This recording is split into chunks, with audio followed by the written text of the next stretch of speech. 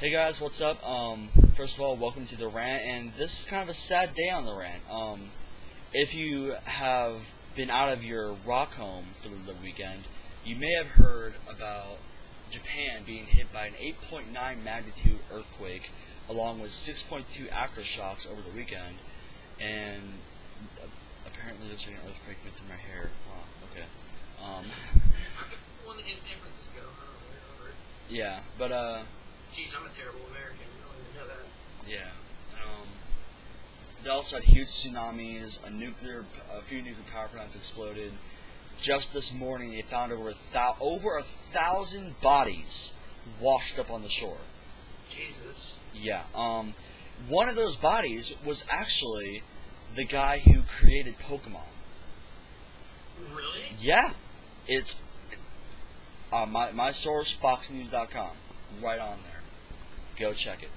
And if you say, oh, Fox News is fake, because a lot of people say that because they are more right-wing and CNN is more left-wing, but the Pokemon thing has nothing to do With government, so why lie about it? So if you think we're lying, then you should shut your mouth. Right. But we're not going to talk about government here today. We're going to talk about government a little bit, but like the government really has nothing to do with this earthquake. Actually, the government is really crying for help. They really are. And it's weird to see Japan in such a weak state, because Japan used to be one of those top countries. It was never like Haiti or like Chile, where you really wouldn't think that an earthquake would really devastate them so bad. But here's why it did. This 8.9 magnitude earthquake is the largest in Japan's history, and that came with the tsunami and 6.2 aftershocks and a nuclear power plant explosion.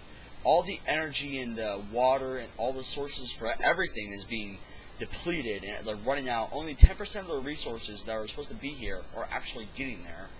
And then on top of that, a volcano is expected to erupt sometime this week because of the earthquake.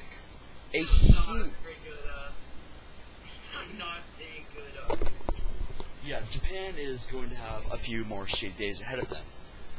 But, now on top of all this, they're receiving criticism. Building codes, basically. When Haiti got the earthquake, they received the same criticism, saying their building codes are wrong. You're not building your shit right. And I do agree with some of the criticism, but this is not the time for it. It's a tsunami, a 35-foot tsunami. That one was traveling at 623 miles an hour. They generally travel at anywhere from 400 to 500. I learned that in marine biology. If you want to measure, how do you stop that? Here's how you pretty much a 35-foot tsunami at over 600 miles an hour. That's essentially like 10,000 cannonballs flying at you. Cannonballs. So it's gonna rip. It's literally going to rip the flesh from your skin. You should on the bodies. They have to be cremated. And here's the thing: an average crematorium can only actually cremate at most 18 bodies a day. They have thousands to do. So now, like, all these cities that are getting these dead bodies washed up on the shore, like it's some kind of freaking scary Hollywood movie, or like asking other cities, can we borrow some body bags? We're out. They've run out. Here's the thing: the current death count is like around 3,000, but there were like cities who said they can't find anybody. There's nobody in the cities.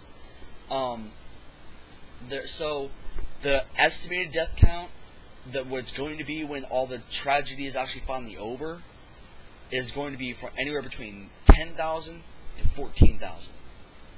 Jesus. How many have died so far? So far, like around 3,000. I'm not like this morning it was like 2,800, but I'm sure it's went up since then. It's kind of over now, except for the volcano that's supposed to be coming, and the nuclear power plants are still in a lot of danger. They probably will all explode. One already did explode. I actually heard the story. One of them that exploded. I think a few of them actually exploded already. One of them that exploded it put everything into smithereens, like disintegrated shit. It's a nuclear power plant. That's powerful. It's powerful as shit. Yeah, did you see the video of it blowing up? Yeah, it was like a mushroom cloud. But one of the other ones that blew up... What? Yeah. One of the other ones that blew up, it disintegrated most of the stuff, but the four people that were actually in the power plant came out unscratched. 4 people, the only 4 people that are in the power plant, somehow they survived the equivalent of a bomb. Dude. That's pretty beast. They don't even have a single scratch on them. That's what I don't get. I'm thinking Japan has like force fields or like some kind of new technology they're probably in like an underground bunker or something. Yeah. It's like sealed off. Yeah, most likely. But yeah, probably like a bomb shelter. Probably rushed down there. But they didn't really say that yet. But like they have like minor bruises. So the blast wave knocked out some other buildings too. It wasn't just the power plant that got knocked out. The blast wave of a nuclear power plant explosion, you might as well just set a fucking bomb off. A huge ass bomb. So honestly, I've never really been Japan's biggest fan for multiple reasons. I'm not really going to go into that, but I feel really bad for him, definitely. Like, really, like the craziest part is I don't get how they didn't see it coming. This is another thing they're getting criticism for. This is part of criticism I actually do. Well, the thing is, they have in marine biology, marine science, we learn that there's... I think you mean earth science. No, marine science. We have marine science at my school. Alright.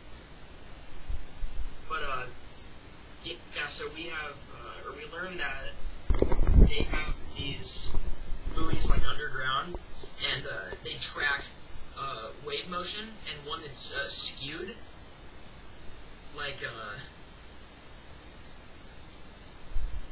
what?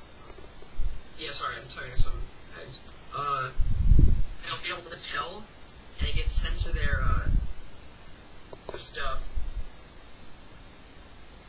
their computers, and then they don't have very much time to send their information to the town, so they only had like about an hour.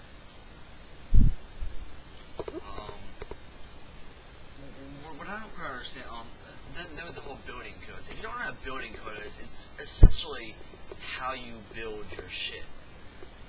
Haiti, when they got their earthquake, they had really terrible buildings.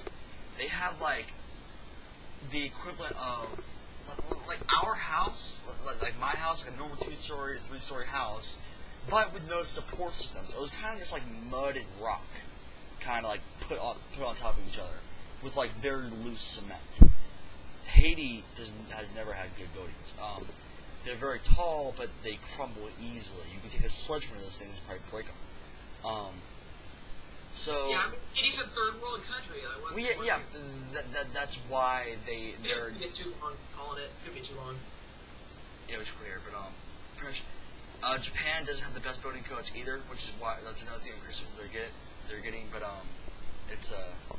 it's weird to think that this happened in Japan, because Japan's not a third world country at all. They have a very thriving economy, in my opinion. But Japan, oh yeah, Japan is doing extremely well. And for this to happen to them, it's unreal. It's unheard of. It's a setback. Alright, so we'll... nice. Anyways, we'll see you guys on the rant again. We're going to do another one. And see you there.